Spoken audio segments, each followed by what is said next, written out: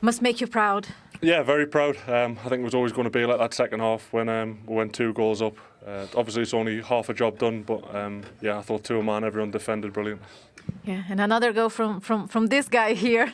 Alex, you just keep scoring. What's been feeling different for you to keep this consistency? No, I think it comes down to a team thing. I think we've been, first of all, very solid defensively, and then we have the quality up front. Today was, again, Jacob who assisted me, so I just tried to be in the right place to finish the attacks. A very fruitful combination. What is it about you two that's been working so well? Because you've been combining for 7 goals already. Yeah, no, I think... yeah, it's just the connection. I think we found that in a good way. He gets into good positions and he seems to find me a lot, which is positive for me and for the team as well. And Alex mentioned the commitment then in defending, especially in the second half with the set pieces, 11 corners, and you guys just throwing bodies in the box. How key was this level of commitment here at the Emirates? Yeah, massive. I think to get a result, yeah, you're going to have to defend set pieces well. They're so good at them. So, yeah, I thought everyone was brilliant. They've had chances. I'm sure they probably would have deserved a goal, but just throwing bodies on the lines managed to get over.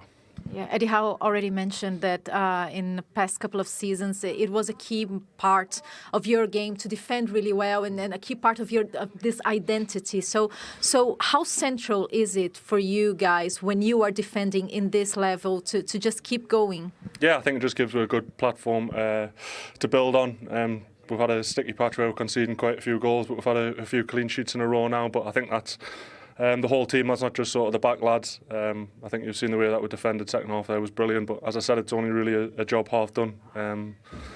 They've got sort of nothing to lose now coming to St James's, so we'll have to be ready for it. Yeah, job half done, but it's a big step. How big of a step is it to go to St James Park with a 2-0 up? No, of course we came here with the intention to bring a good result home, and we did. But as Bernie said, it's just halfway done, and we have some time to change things and to come back and do the same job in St James's Park, which is obviously positive to play at home. And congratulations, you were player of the match. So well done, buddy. Thank you. Horrible interviews to do those because you've won 2-0, but it's only the first leg, so you kind of want to look happy, but you can't look too happy. Look, we know as players, ex-players, they're very happy in that dressing room right now. Of course they are. They've got to say, do the right things, be professional in the manner, because obviously you need to show that respect as well to Arsenal, because still we're talking about an Arsenal team that are challenged for the title, still, close with Liverpool. So look, we can't shade away from it, but I think going now to St James's Park, I always felt Arsenal needed to be in front, because it's never going to be an easy place to play football. Never has been. But look, they're playing with confidence. A lot can happen. Like we say, it's a long period of time now until that next game. So I think there's a lot that could change in this moment in time. I think the great thing with Isak in this moment in time for him, he's staying fit. And I think that's what's key for him. And those connections with Murphy, I said, he knows when to make these runs, because he's got a different winger on the sides, and I think they benefit from each other, that's for sure right now. Overall, those stats made it look very, very dominant for Arsenal. It didn't feel like that watching it, did it? It didn't feel that way at all, and probably me being slightly biased, Mark, but I think when they got the second goal, Eddie made some changes, took free there, and then they got into more a defensive sort of lower block Newcastle, and probably the possession stats went up, and maybe Arsenal had a few more set plays. But I always felt Newcastle were relatively comfortable. I didn't feel there was like Dubravka making loads of saves and they were, hitting posts and all this, and they were all hanging on. I didn't have that feel about the game. I thought it was a perfect game plan from Eddie Howe and his staff. And no, I mean, stats you can read into them too much, can't you, Jimmy? I agree, Shay. I think you're spot on. I think comfortable. Yeah, I mean, it's never comfortable because they've got players, and especially with Arsenal, they're so good at set pieces. You always feel you're going under a bit of pressure. I think Shay alluded to the keeper was fantastic tonight. He gave you a real platform, made good saves at the right time. He was brave in his decisions. The 2 fullbacks I thought were excellent, Livramento and Howe. Just a really good performance, especially had to change it. Botman went off and little tweaks here and there. But I just felt that the performance from minute one, and what you've got when you've got a player like Isak, he can just give you such an outlet. I never felt today that Arsenal had an outlet. If the ball went up to Havertz, there was never really anyone joining in with real pace. But the flip side of it, when Newcastle had it, they had tremendous pace on the break. You know, you spoke before the game about having that counter-attacking speed. Arsenal looked a bit paceless today, but the flip side was Newcastle. Every time they got the ball going forward with, you know, with Gordon and players like that, you're bringing on Harvey Barnes off the bench. Jacob Murphy is a revelation. Now, I didn't see this player. I thought he would be, you know, at times maybe coming off the bench. He could be a good squad player, and I think it's so much credit to Eddie Howe. And it's not just players like him; it's players like Joe Linton, it's players like Dan Burn. How he works with players day in, day out and improving them. That's the art of management. It's not always about tactics, it's about improving players. And I think that's one of Eddie's biggest skill sets. I think as well with Arsenal at this moment in time, what worries me for them, you know, on the outside looking in, is we're getting excited by set pieces all the time instead of excited about that free-flowing football. And that's what Arsenal's known for. And they're going away from it. We're shying away from it at this moment in time. You can see at times the players are running out of ideas. They can't at times play off the cuff, should we just say. They're playing to a system at times, and it gives the opportunity for Newcastle, who defended incredibly well and enjoyed defending, but it gave them time to get back into shape when there's space to attack teams. I think we go away from it at times. And it was... Sorry, go on, John. I was just going to say, Mark, I think what you're so right, and what Newcastle are, is they're a big, powerful side, so they're not going to be scared of set pieces. You know, they've got players like Dan Burn that are going to head it, Botman's going to head it, you could bring Isak back, you've got Joe Linton. So they just thought to themselves, you know, when Arsenal do their, you know, their whole set-piece routine and they all got to the back post, they were like, we're going to stay in our positions, that ball's going to come in and we're going to make sure we attack it. And they were excellent. And they've still got work to do, because I've been in this position before as a player, and you think, yeah, we've done the hard work, we'll get them at home. Everyone's got to stay calm, because even the crowd are going to get excited. Arsenal will come back into this game. If they score a goal early, it's still game on. This is not a foregone conclusion just yet. And going to the goals, and it was a set piece that did for Arsenal with the first goal. Yeah, it was. I know Arsenal get a lot of credit, but I think there's a lot of staff at Newcastle as well who work hard in this as well. I think, going back to even when I played, Sam Lydish used to say, just floated as a goalkeeper into that, caused a lot of panic in the middle of the goal. And we spoke about it at half-time. I think Saliba gets drawn into the long ball. I don't think he should go the centre-half, unless he's going to win it, of course. And obviously, Jimmy mentioned the point about Odegaard picking up Isak, your most dangerous player, the player in form in the Premier League. You know, if anything, for me, Timber should be on the inside, maybe an Odegaard on the outside, so he's a natural defender. So you can see them here, light them up. Odegaard's got Isak.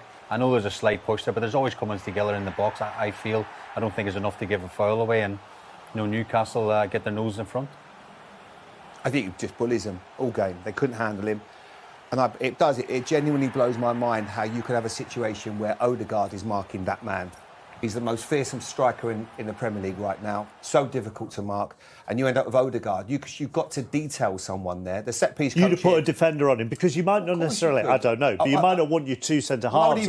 I would say that if we see it again, you've got Timber outside him. I would even probably say, if I'm more of a defender, I tell you what, let's swap. And I'll come inside and you come and mark Gordon, because that is just a massive problem. Odegaard never looks comfortable. And I've been in that position in the midfield player. Look, he's playing with his sock there. He's not really interested. Now he's got 2 yards ahead of him. Now, Isak is in control of this situation if the ball comes to him.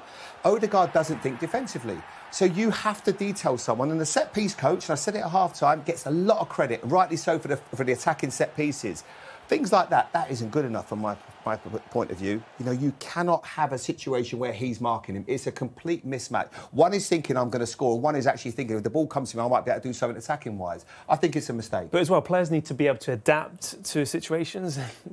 We reflect on this all the time, but players want to just play to a system, or play to, I need to be here, I'm in the right position. They don't worry about anyone else instead of adapting. And the issue is, if they go away from what they've been told, they may not play that next game, or they may be dragged. And you've got players that need to... So is that right? So I need to be in this space for this free kick, rather than, oh, hang on a minute, I've suddenly got this man on me and maybe I shouldn't have, so let's switch. Because it's like putting me at centre-half next to Gabriel there. There's just no... I'm not going to have any intention of defending it. Nothing against what Odegaard, but that's where they need to play as a player on the field. Particularly the captain should not got to be aware of this, to be honest, to say, look, this isn't my role. I shouldn't be in this position. Put your hand I think up. there's nothing wrong with saying that. I mean, No. I've got a problem here. They can call you Gabriel, call Saliba over, you come and mark. Even the both goals, they're both avoidable. There's a lot of mistakes leading up to all the goals, I felt, and it's very out of character for Arsenal. Absolutely.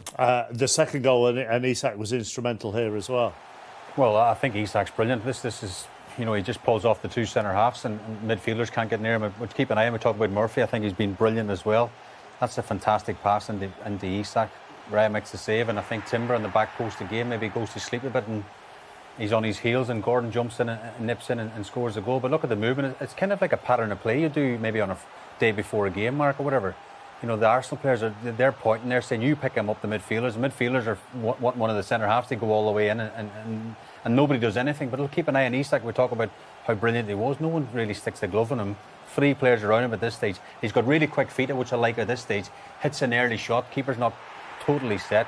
Gets a good save on it, and again, but Isak just brilliant on this, and of course Gordon. We always talk about the opposite winger, don't we? Coming in with a nice tap in for you. But as well, the great thing about Isak, he always keeps on the move. He always gets the centre half guessing of whose response he should take on of him. Like you said there, everyone's confused because he puts himself in all these positions, and he's a player as well who's comfortable everywhere on the field. You see players at times will receive the ball in a position where you think he's not going to affect the game. He's always going to affect the game wherever he's on that field because he's keeping a lot of players on that pitch. I think if we can see that again, explain that point too. I think it's important, Theo, because what he does, I think, so well is just gets in between the 2 centre-backs, which makes it so difficult to mark. But the great thing is then he initiates the run, which creates Murphy to play that ball. But even before that, you see Gordon on the other side. He lights up as soon as Murphy's got the ball. He thinks, right, something's going to happen here. I don't know if you can go back there. You see Gordon that comes in because he's out wide, affecting the game. Timber's a bit confused on where he is. He's looking over, and at times Timber is a bit squared on. But you see Gordon, he's venturing out to the wide. Yeah. As soon as Isak gets the ball here, his eyes light at Gordon. Comes out to Murphy. He's right. I need to get in here now. Something's going to create. Something's going to happen, and it's just a smart play. Isak did something in the first half which really put Saliba on the back foot of thinking, oh, I've got a player to deal with today. And that's the sort of player Arsenal will be craving to have. It's great wide play. Do you know what that reminds me of? We did last year's semi-final with Chelsea, and Mikel Mudryk, and there was a criticism of him never coming off. Trippier gave him the goal, didn't he? Yeah, he did. Exactly. Yeah, in the end. Because that's what we all talk about, numbers, and now Salah's have been a master at it for so long. He gets in at that back post, and I think that's something that you have to coach, you have to tell people, and they're the goals that just food and drink for any wide player now. Because Mohamed Salah has been the best at it.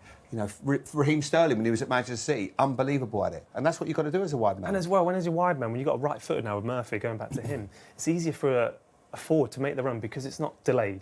They don't know when you're going to bring it in. That's, you know, for instance, Doku, he's a good player, but at times you're like, when are you going to cross it? And the difference now, Savinho crossing it, Haaland's scoring goals, he's getting rewarded. I think it comes down to coaching as well with the manager. Yeah. I think if you clearly see the position in every single player, Isak, Sandro gets it, zings it into his feet, and then the movement, and of course you mentioned Gordon coming in off the far side. That's been coached, drilled day after day after day, and it comes natural, doesn't it? When it's a match day. How often do you see that with Saliba and Gabriel, when that ball gets played up to a front man, where both of them are passive and they're not aggressive and going to try and press the ball? Yeah. But that tells me, excuse me, how fearful they were of Isak. And because he caused them problems all evening with his movement. From minute one, he faced up Saliba in the first or second minute of the game, and it was just like, I've got you here. I know exactly where I want you. This is the one. No, it wasn't this one, sorry. but that was good play. But again, every time it ball come out to him, they just couldn't get close to him. His movement was too good. I think this is the one here. He just gets him. Now he's got him. And that's the right. one, isn't it? Yeah, now he just shapes him up. How often do we see that happen? But it just showed. That was the difference between the two sides. Arsenal had Isak, and Newcastle had Isak, and Arsenal. Yeah, well, exactly. Yeah. I'm sure every Arsenal fan wishes, because that's what you've seen. That's what the level you have to get to. And Havertz couldn't really offer the same for Arsenal tonight. But as well, like, you've got to look at the Newcastle players were enjoying, and the energy levels, the pace they showed to get up with him. At times, Isak's picked the ball up and he obviously got pulled back there, you know, leading to a foul. Should have been a foul maybe, but because they know something's going to happen when he gets the ball. There's a lot of ball carriers at Newcastle, I think, at times. And I felt for Havertz tonight because he was, like you said, he was very isolated. Didn't have that support network. What's the when he drops in the couple of examples we saw for 4 or 5 yards, and the centre halves don't go with him? What are the responsibilities of someone who played in your position then in the middle of midfield? Well, I think you've got to say to Partey or to Declan Rice maybe to get around him. Like, I think what they did really well today was when Newcastle didn't have the ball, they went man for man in midfield. But when they had the ball, Willock was a willing runner all game. He was running behind you. Theo said it at the start of the game. His energy was too much at times for that Arsenal midfield. They couldn't handle it, and having to take off Thomas Partey. So I think, I personally, first of all, I would say as the two centre-backs, one of them's got to go tight, get close to him, don't let him turn, because as soon as he does that, you know you've got a major problem, because then he drifted behind the two midfield players. Great ball by Jacob Murphy, but they didn't want to get close to him because I think they were so scared of him. Well, as well, like, for instance, Shay, if you're being a goalkeeper, at times you wouldn't want your centre-half to go out wide, but Isak wants to take you into places you don't want to be, right? So I think Arsenal now in that level where, I don't want to go out to those positions, so we'll let Isak have it there. But the problem is he's going to cause you problems no matter where he is in that field. 7 wins in a row for Newcastle now, 5 clean sheets in those 7. And again, their defence was rock solid tonight, Show. They strike me, Mark, actually, as they enjoy this side of the game as well. We all talk about the defensive players, and Isak grabs a lot of the headlines, but look at this for blocks. I think Botman, Dan Burn, Dubravka came out and punched lots clear as well. But this is part and parcel. When you're away from home, semi-final of a cup competition, you're going to have to dig in. You're going to have to throw bodies in the line. That's a brilliant block from Botman. And bear in mind, he's been out for 9 or 10 months with a serious injury. It's his second game in 4 days. Again, look at that. You could throw a blanket around how many Newcastle players around the ball there, because they look at that's like scoring a goal, a block, or making demands off yourself, and characters on the pitch, like defending for their lives. The bodies back at Sandro Tonali getting a block right on the line as well. And that header from Tino Livramento. I mean, you talk about coaching and defending, and Tino and Lewis Hall on the other side are absolutely superb again tonight. Big Dan Burn, I mean, he's just Newcastle through and through, isn't he?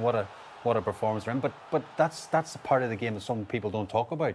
But you have to enjoy that side of it. Newcastle, strike me, they enjoy that side of it also. I know they don't have Fabian Schär at the moment, but is that not far off then, their first choice back 4 now, which has slightly been rejuvenated now with Livramento? Well, he's got a problem, Eddie, now. Who starts the next game? I mean, obviously the FA Cup, he could possibly maybe rest Botman, because he has played them 2 games in quick succession. Schär comes back into the team.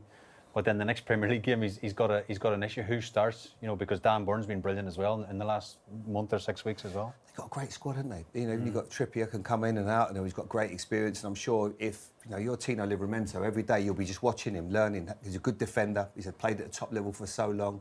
And Harvey Barnes come off the bench. Arsenal didn't have that luxury today. They look so short without Bukayo Saka. You just think, where is the spark going to come from? But that, with those 2 full-backs, now, there's so much discussion about what they were going to do with Trippier. Lewis Hall took time to settle into his Newcastle career. They now look, they're absolutely 100% their first choice full-back. Set in stone, absolutely. Yeah. Even watching there towards the end, you could see, he was warming up. Trippier was warming up on the sideline, and he was telling Livramento what to do at times, and even Almiron came on. And I think that's the passion and the hunger and the desire. He wants to improve players just on the outside as well as a player, because everyone's really important. It's not the 11 that will win this cup, it's the whole squad. I think the togetherness feels like there's a real togetherness, and I think that comes again from the manager. He's built a squad of players that they're fighting for each other. Trippier's a great example. He really transformed the club when he came from Atletico. And again, them shots of them defending, clearing their lines, squeezing up, getting back together, celebrating a tackle, celebrating a block. It's part of building a team ethic, and they're really strong together. Switch our attentions to Arsenal. Get the thoughts of Mikel Arteta with Naki. 23 shots, 3 the XG for Arsenal. In the end, was it down to who was more clinical? Well, that was the biggest difference in the game, because from any other aspect, probably we're the better team. But this is about scoring goals. They managed with the chances that they had, and very deflected goals to score 2 goals. So credit to them, because they managed to win the game like this. About these chances that Arsenal created, why was it so hard to get it done today? Does it get more and more frustrating, and maybe it piles up mentally for the players? Well, obviously, when we miss the chance that we missed and then concede a goal is always tough. But I think the team reacted. The team was very willing. We tried it in various ways with different players, and we generated a lot of situations. But it's true, they defended their box very well with their lives. I think they blocked a lot of shots. Credit to them. We can do better as well there in terms of our decision, timing to shoot, and how we can do that. Yeah, you mentioned how they defended the box. They get a lot of credit by the way they defend. What is it that makes it so hard to bring up the pace and get those chances to break them? Because in the end, you found those chances. Yeah, we found those chances. We had a 1v1 situation with the keeper. It was the biggest chance in the game, for sure. But you have, at this stage, semi-final, you have to be clinical. We missed that today in relation to what they have produced, and that was the difference in the game. You mentioned the first goal. Very unfortunate the timing, because Arsenal was building momentum and creating good chances. But how do you feel it could have dealt better with that long ball? Yeah, it's. I've seen the goal. It's something that they do. They create that chaos. Ball bounces. He bounces off 2-3 players. He gets in to the wrong player inside the box, and he puts it away. There were a few times during the season that we've mentioned lack of fluidity, lack of creativity. It wasn't the case. In this sense, is it an easier fix because the chances were there? It's different from other games? Yeah, but obviously that's not going to take disappointment away. But the way the team tries every 3 days, it's unbelievable, and we have to be disappointed because it's certainly not the result that we wanted, and hopefully they don't deserve. But that's the reality. How big of a mountain to climb is it to go to St. James Park, which is such a tough ground with this scoreline? Yeah, but I have full belief that I've seen my team playing against them, that they're an exceptional team the way we've done it. So I have full belief that we can do it. Thank you, Mikel. Thank you. Just touched on this already, but do you feel they ever really put Newcastle under the cosh tonight? It was an interesting game because I never felt that, like we were alluding to there was a period of spell in about 10 minutes before half-time, before Newcastle got the first goal, where Arsenal were showing signs, but the big chances, obviously Martinelli had that massive chance, which was so key now looking at in hindsight. Yeah. This one here, I mean, as being in this position, I did say at half-time, I think when the further and further your way out from goal here, you got to go across for me. Look, I know he's a bit unlucky. You could have took it further, Theo? No, I think if you do end up taking it further, the near post finish is easier on the floor for me personally. I just think when you're this far away, I think does everything brilliantly, and this is players that to get in this position isn't easy. But at times, I just feel you need to put your lace for it and across the keeper when you're further away from goal. Personally, that's how I would have finished. But he's a bit unlucky. But for me, that was a massive moment in the game, and it really, after that, that's where I felt Newcastle started to get in control, and they got that goal, which has been coming as well. And it's a difficult moment for Arsenal at this moment in time because they now have a period of time of having 7 games before they play Newcastle, and a lot can change in this time. I think if that's Isak or Gordon going through there, they score. I didn't feel for 1 second. I didn't give me formula confidence that he's going to score in that moment. I mean, you asked, could he have taken another touch? By not taking another touch, does he actually take Dubravka by surprise there? If you were in goal, you'd have expected him to take another touch. Yeah, the reason I asked that, because he seemed to be away. There's no defenders catching him. He's super fast, wasn't he? So I think he possibly could have took another touch mark, and then he's really a lot closer. Any sort of connection past Dubravka, then it's very difficult, I think, for a goalkeeper to save. Just take another touch into the box, perhaps, and then gives him more of a 1v1 closer. I mean, he hits the Braga straight, then it's a decent save, but again, we're talking small margins. I think he's a little bit unlucky, if I'm being honest, because he struck it really, really well. Hits the post and goes in. We're saying what a brilliant finish from Martinelli. Sometimes when you want to get your hands on a trophy, and Newcastle haven't had luck over the years, you need a bit of luck, and maybe that was their luck tonight. And I was going to say this is a header, but in the end, Jamie, it comes off his shoulder, actually, doesn't it? I think he just has a little peek at the goalkeeper here. He's just thinking he might just come and get him, and he sort of ducks his head. I don't know what he's done there, really, because I would say that Kai Havertz is a good header of the ball. I think he maybe, because it goes up so high, you might be able to answer this better than I can, Shay, that is he, I was laughing at his face then as he puffed out his cheek. Should the keep, because does he Nick loops on the up? cross, yeah, I think that's what looped it up, but I just think it's an absolute sitter. I mean, I just think he's got his score. He's got a free header, 6 yards. I think he must just lose concentration or something. Takes his eye off the ball mark and hits his shoulder. That's a massive opportunity. Does the loop and the deflection means he thinks he has to put more power on it? I think everything stands still, and look, I just think, I didn't score many headers. That's for sure. I saw about 2 or 3 headers, but I mean, he'd be really disappointed with that. I think you would have scored that, chap. Yeah, and he's normally... Hang on a minute. He can normally head a ball as well, can't he? That is one of his assets. That's exactly that. He's got that stature, and he'd be really disappointed with that. I think he's trying to generate the power, but I think you're right, Jen. I think he was just a bit unaware of the keeper coming, maybe. You doubting my pub football career, are you, Shay? He was good in the air. Moving on swiftly, back to... Well done. You're the first team to beat Arsenal here at the Emirates this season. They were unbeaten in 13 matches. How proud are you of the way the team was very ambitious here tonight? Yeah, I think it was a really interesting game. I think we started off really on the front foot. We tried to take the game to them. We tried to be ourselves, which we thought was really important. I thought then we probably anticipated we fatigued. The players have given so much in the last recent run of games. We've had a lot of away games in succession. And then it was about our mentality to defend, and we did that really well. Yeah. How do you reach those levels of mentality in defending, especially in the second half, where Arsenal was they were trying everything, 23 shots they had this match? Yeah, I think that we know what's at stake, and I think the players to a man put their bodies on the line. They put their fatigue aside. We had a couple of injury problems at half-time, which we were trying to manage in the game. So Alex was feeling a bit stiff in his hamstring. Joe Willock took a nasty knock. Sven was feeling his groin. So we were creaking a little bit in that second half, which is why I made the substitutions to try and stay strong in the game.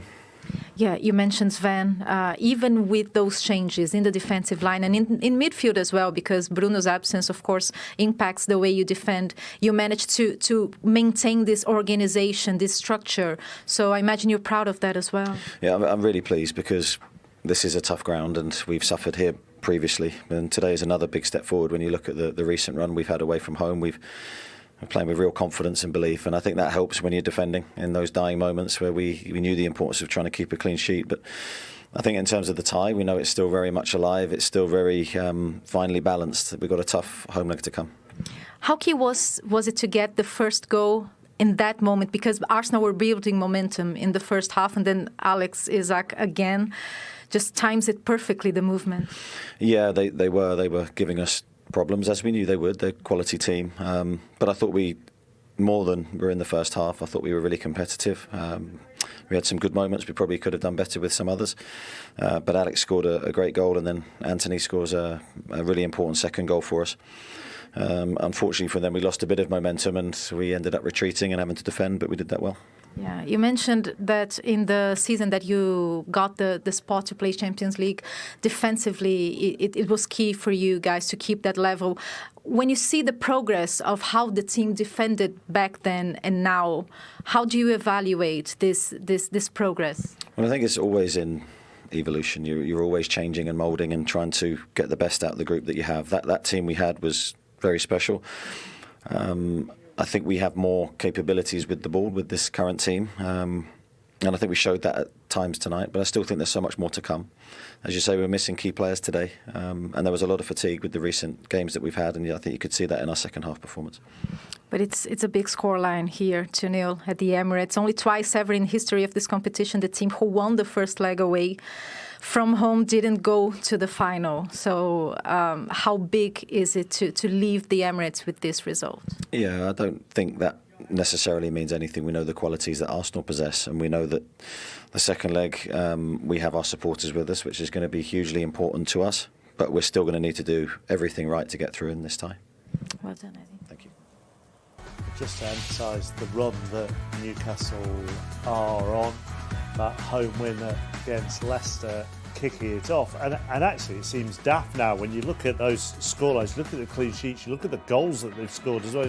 4 Leicester, 4 Ipswich, 3 against Villa, 2 against Manchester United and Tottenham and Arsenal.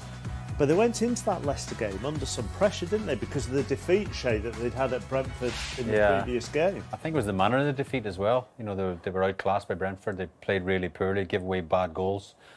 So again, the fans are on the case a little bit. But I said that at the time. Even then, I said Eddie Howe, knows what he's doing. His staff knows what they're doing, and I think that obviously the results since that shows that.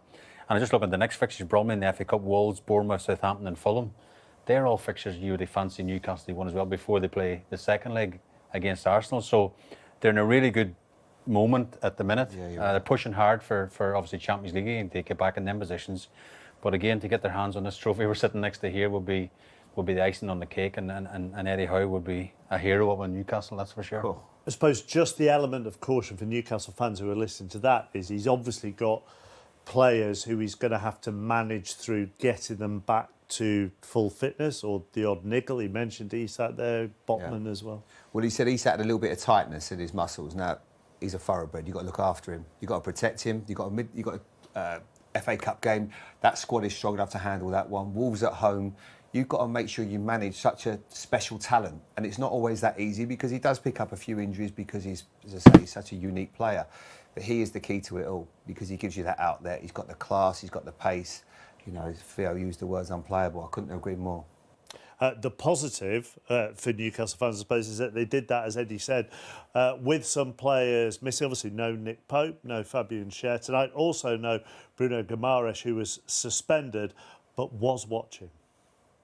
So Newcastle, Newcastle, Newcastle, Newcastle, Newcastle, Newcastle, Newcastle, Newcastle, Newcastle.